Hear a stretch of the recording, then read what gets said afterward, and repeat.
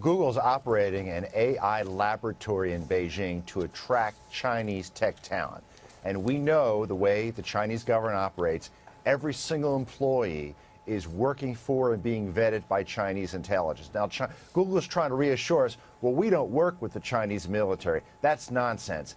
Anything developed in that laboratory is going to flow through those employees to Chinese intelligence and be used by... We sit down with Google whistleblower Zachary Voorhees, a former senior Google engineer, who recently leaked nearly 1,000 pages of documents that he says suggest Google has been secretly acting as publisher, selectively boosting or demoting content, while publicly claiming to be a neutral platform. We also spoke to another Google whistleblower, Greg Coppola, who has also called out big tech bias, and Dr. Robert Epstein, a leading expert on Google search engine bias, to get their take on the leaked documents and Voorhees' allegations against.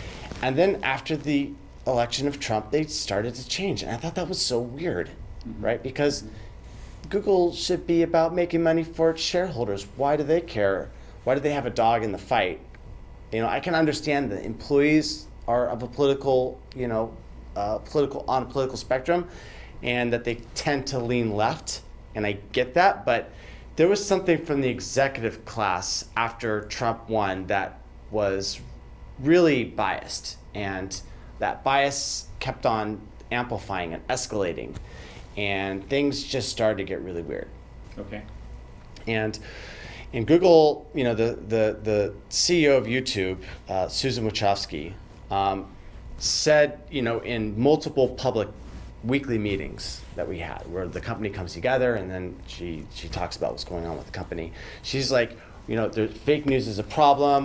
It was a factor in, the last presidential election. We're going to try to boost authoritative content and, prevent brand unsafe fake news from, reaching our users. And so that's when I noticed something. I was like, well, wait a minute, what's the definition of fake news? Like, who's deciding this? And so I dug and I dug and I dug, and what I found out was the examples that they were using for fake news were things that were actually happening in America, and were actually news events that happened in the past. And one of them was, involving Hillary Clinton and weapons going through Benghazi to ISIS, and they were saying, oh, this is fake news. And so they were trying to set up this pattern of examples of fake news and then how to use that to censor the internet. And so the way that they were censoring the internet is that they had these like blacklists that they were kind of like secret, and Google wasn't telling people about these blacklists, but they existed. But what they started to do is they started to create a systematized AI that would censor large portions of the internet using blacklists generated by staff. Interesting. Right. Well, the elections are all about, whether someone has free and open access and equal access to the channels of information distribution. So if Tulsi Gabbard's being knocked offline, and other politicians are being knocked offline, then that's de facto election interference. And it's being done by these entities that aren't registering as lobbyists. And so we've got these tech monopolies that are acting as unregistered lobbyists that are making decisions and giving, insiders information on how to take down targets.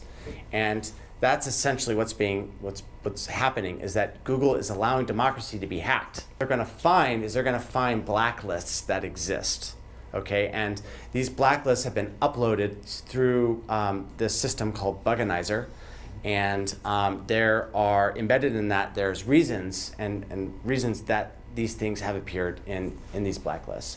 People have been asking and trying to investigate, and Google's been putting up a wall. Well, I've made that wall transparent, and I'm releasing the information so that people can see how the system operates, how people are being suppressed, how democracy is being... To dig a bit deeper, we reached out to Dr. Robert Epstein, senior research psychologist at the American Institute for Behavioral Research and Technology, and leading authority on Google search engine bias, to get his take on Zachary Voorhees and the documents he revealed. 2016, I published a long investigative article for U.S. News and World Report that was called The New Censorship. And I talked in detail about 9 of Google's blacklists and exactly how Google uses them. I had never seen one, but I knew that they existed. I know this because I've been a programmer my whole life, so I know how things work. The point is, in January of 2019, we had a leak that referred to one of the Google blacklists. That was something. Right. But what Voorhees has done is he's actually found blacklists and he's released them. One of them was the blacklist referred to in a January leak, but there was no list. Now we actually have lists, and those lists seem to show political partisanship.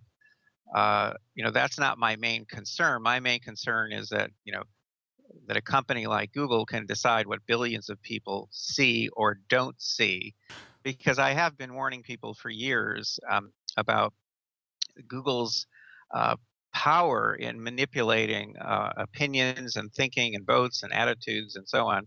I've been warning people about the power that they have. Now the leaks, are, of course, are not only confirming that they have this power, but are showing us more and more that they wield this power systematically and deliberately within the company. That they openly talk about shifting people's thinking. Of course, one of the leaks that came out about a year and a half ago was a video called The Selfish Ledger, in which people at Google were speculating about re-engineering humankind, literally Right. re-engineering human behavior worldwide. But this latest leak shows not only the power that Google has, which of course I've proved in experiments now for years, but it shows that they actually have systems within the company that allow them to wield this power that they have to shift opinions and votes and purchases and so on. So we're seeing real systems. The systems have names. We're seeing real communications among people working at Google about the power that they have. We're seeing discussions there about how to wield that power. And of course, a video from the CEO of YouTube talking very specifically about using algorithms to push up certain news stories and push down other news stories. This is serious stuff. This is about human autonomy. One of the most insidious applications of this was how they were changing the autocomplete on Google search. So imagine that you're going to Google search and you start typing in words, then Google's like suggesting these sentences in a drop-down box, okay?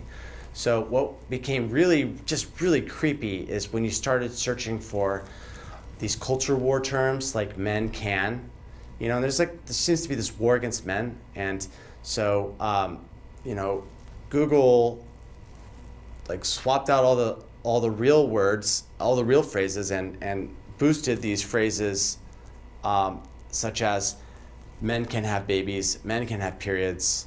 And I'm like, wait a minute, is this real? And what Google was telling everyone is that these auto suggestions were coming from the crowd. Like, people are really searching for this, and this is what other people are searching for, and they're projecting a false consensus. And it's really creepy because I've got a background in psychology, and at certain points people are suggestible, right? So if they turn on a news channel, they're skeptic, right? But if someone can give a presumption of something, and the person has to think it's true in order to progress, then it kind of like slips past their filters. So when they're doing an autocomplete, they're getting these suggestions like, men can have babies, men can have periods, right?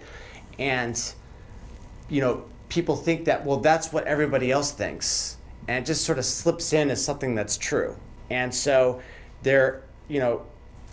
these people searching for information are being cut off from true information. And if people are searching for information related to elections, then that means that there's election interference. Big tech company having the means to decide what more than 2 billion people around the world will see or will not see, period.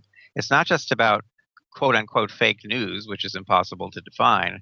it's a much larger issue because you know what? You don't know what you don't know. That's the problem. So that when you suppress content, uh, that's quite serious. People don't have access to that material. They don't have access to that kind of thinking. Period. I mean, that's quite serious. Then, of course, we have the surveillance problem, and because a lot of what Google is able to do to us and to do to elections is based on their massive surveillance program. None of the documents leaked recently really shed light on the extent of the surveillance. And as far as I can tell, Google is surveilling us aggressively over more than 200 different platforms, even through smart thermostats manufactured by Nest, a company that Google owns. It was revealed a few months ago that when Google bought Nest, they started putting microphones into the smart thermostats. So, we still need to know a lot more about the surveillance. And then the biggest issue of all is the manipulation. And, we get kind of glimpses of the possibilities of manipulation in recent leaks. But of course, my research has focused on under controlled conditions, determining what power Google and some other companies, but mainly Google, has to manipulate. I caught Google deleting words out of their dictionary to make Trump tweets sound crazy. And so what this design document said, so this design document appeared, I think it was like right after a New York Times article, like June 1st, 2017. Okay. Trump had just gotten back from Saudi Arabia. And he made a tweet, and the tweet was, the news is really fake, kafefe. And the news, these establishment news players said, well, it doesn't mean anything. And then people did the research and they said, no, there's this translation. He was giving a coded signal to his Twitter followers. And so the New York Times came out with this piece where they're able to find some person that said that kafefe didn't make any sense. Okay, and so they made this article saying, no, actually, the people on the internet are wrong. Kafefe actually means absolutely nothing, and the Trump was just saying nonsense because he's crazy in the head, right? Well, Google took that New York Times article and they created a design document saying, well, Trump did this tweet. It erroneously translates into "we will stand up," but the New York Times has said that that's clearly nonsense. So let's replace that with an Easter egg, which was going to be a guy shrugging like this, which would have been really funny, but they never actually put in the shrug. It was kind of a deception to get the employees, to trick the employees to put it in there. So the employees got to work, and I've included with in the disclosure not only the design doc of this, but also the implementation log of the employees going through there. And they removed the literal translation of kafefe from translating, but then they noticed that the AI is still translating it because it's like taking the sounds like that your mouth makes, and then it's converting it, called transliteration. It's converting it into a different form and then being able to make the translation. Mm-hmm. So if you could map like a network, it would be like, it's like you had two nodes and then like a fallback one, and the fallback was still in place. So they had to delete it twice, right? Which is really ironic. Like you would think that these people that are deleting it saying, hey, maybe this is actually Word and we're doing really bad things, but it never occurs to them, right? And so they go through, they delete it, it goes out there, and then the New York Times comes out with a subsequent article saying Trump was caught, tweeting nonsense. He's clearly insane. I think we need to use the 25th Amendment to remove him from the presidency. And I saw this and I was like, this is clown world. They're literally using magic to like manipulate the information landscape of our culture to remove a president that was elected by a democracy. Like these people are out of control. And that's when I realized that this was more than bias. This was like a national security concern. And the fact that now they got caught deactivating Tulsi Gabbard's account shows, I hope, to a lot of people that this isn't a left versus right issue. This is like everyone's affected. Everyone is being, except the players that Google wants. They're being boosted up, and everyone else is being deranked.